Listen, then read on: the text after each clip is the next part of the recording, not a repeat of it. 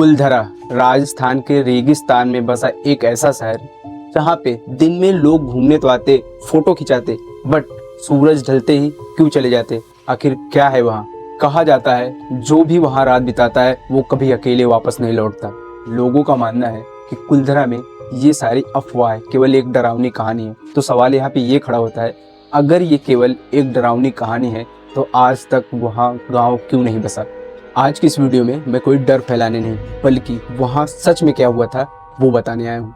कुलधरा की स्थापना 13वीं सदी में हुई। इस गांव को बसाने वाले पालीवाल ब्राह्मण थे। पालीवाल ब्राह्मण अपने समय में सबसे बुद्धिमान और व्यवस्थित समुदाय था। उन्होंने पानी के लिए अंडरग्राउंड चैनल बनाए, खेती के लिए एडवांस टेक्निक का यूज किया। उस इलाके में पूरी व्यवस्था थी जो एक इंसान को नीड होती है, सब कुछ था।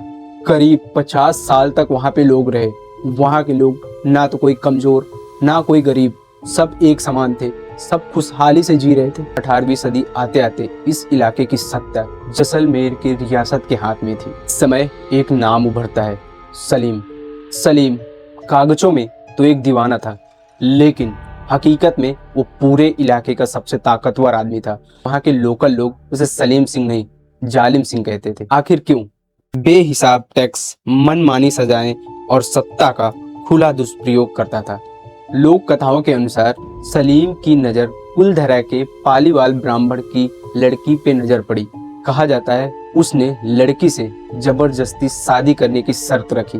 गांव वालों को पता था अगर लड़की महल गई तो उसकी जिंदगी बर्बाद हो जाएगी।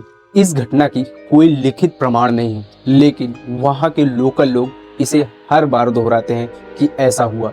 लोक कथाओं के अनुसार सलीम ने पूरे गांव को धमकी दी। उसने बोला या तो लड़की दो या फिर पूरे गांव वालों भारी कर और सजा भुगतो। पालीवाल ब्राह्मण धर्म, समाज, सम्मान को सबसे ऊपर रखते थे। एक बेटी की इज्जत पूरे गांव से बड़ी थी और यही एक ऐतिहासिक फैसला लिया गया। कहा जाता है एक ही रात में कुलधरा के सारे लोग अपना घर छोड़कर चले गए। ना कोई शोर, ना कोई आग, ना कोई संघर्ष। जब सुबह सैनिक पहुंचे तो पूरा गांव खाली था। लोक कथाओं के अनुसार पालीवाल ब्राह्मण गांव छोड़ते समय एक बात कही, जो कोई भी इस गांव में बसने की कोशिश करेगा उसे कभी शांति नहीं मिलेगी। तो यही कथन धीरे धीरे श्राप बन गया और कुलधरा हॉन्टेड विलेज कहलाने लगा। इतिहास बताता है कि कुलधरा को बसाने की कई बार कोशिश की गई, लेकिन हर बार लोग कुछ महीने में छोड़ के चले जाते हैं। यहाँ खेती सफल नहीं होती। यहाँ के लोग मानसिक बेचैनी की बात करने लगे। क्या ये सच में श्राप था या केवल एक डर?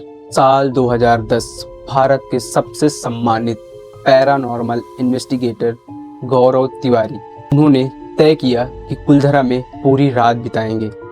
उनकी टीम के अनुसार वहाँ उनको हल्की foot step, shadow like movement और EMF रीडिंग में उतार चढ़ाव देखने को मिला।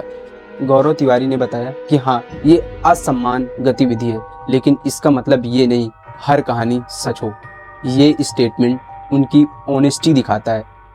आर्कियोलॉजिस्ट के अनुसार कुलधरा अर्थक्वेक जोन में था, जहाँ पे पानी धीरे धीरे कम हो रहा था और क्लाइमेट चेंज भी एक कारण हो सकता है। संभव है पालीवाल ब्राह्मणों ने एक प्लांट माइग्रेशन किया हो और ये डर की कहानी बाद में जुड़ी हो। जब किसी जगह को सदियों तक हॉन्टेड कहा जाए तो इंसान के दिमाग में खुद अपने आप डर बन जाता है, और यही वजह है कि वहां जाने वाले हर व्यक्ति का अनुभव अलग अलग है। तो क्या कुलधरा हॉन्टेड है? इसका कोई प्रूफ नहीं, ना कोई पैरानॉर्मल एविडेंस है, लेकिन इतिहास और लोग मिलकर इस जगह को रहस्यमयी बना दिया। कुलधरा हमें ये सिखाता है कि कभी कभी डर भूत से नहीं बल्कि अधूरी जानकारी से होती है। इस चैनल पे हम कोई डर फैलाने नहीं बल्कि डिकोड करने आए हैं। मिलते हैं अगली रहस्यमयी कहानी पे।